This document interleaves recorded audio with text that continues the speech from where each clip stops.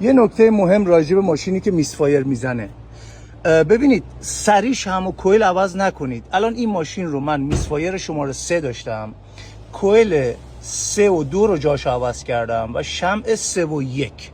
اگر میسفایر بره رو شماره 2 نشون میده کویل خرابه و اگر میسفایر بیاد رو شماره 1 مشخص میشه که شمع خرابه. چرا؟ من جای اینا رو عوض کردم.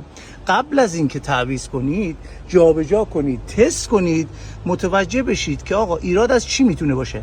اگر همچنان من میسفایر شماره 3 داشته باشم بعد از تعویض کردن جابجا کردن شمع و کویل، اون وقت میشه حالا میتونه اشکال حالا برقی باشه، میتونه ایراد از انژکتور باشه، میتونه ایراد از واشر سرسیلن باشه، میتونه ایراد از کمپرس یا رینگ شکوندن باشه. هر کدوم اینا میتونه باشه. ببینید نمیشه شما اول بیایید همه رو عوض بکنید بعد دنبال ایراد بگردید. یه وقتایی ایراد چیز دیگه است، با قوی تر شدن شمع و کویل به طور موقت مشکل حل میشه اما از بین نمیره. دوباره میبینید دوباره همون شماره 3 شما میسفایر دارید. اگر واشر سرسیلن زده باشه، شما اگر شمع و کویل عوض کنی به خاطر احتراق بالا و فشار بالا ممکنه تا چند مدت واشر سرسیلندی که اینجا ریز نش داره رو نشون نده.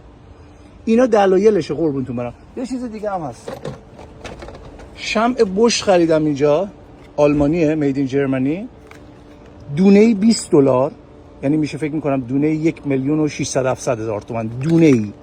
بعد تو ایران شمع بوش اصلی بهتون میدن دست 1,500,000. خودتون نباید فکر کنید که آقا این شمع چجوری اونجا اصل این قیمته. نمیدونم والا.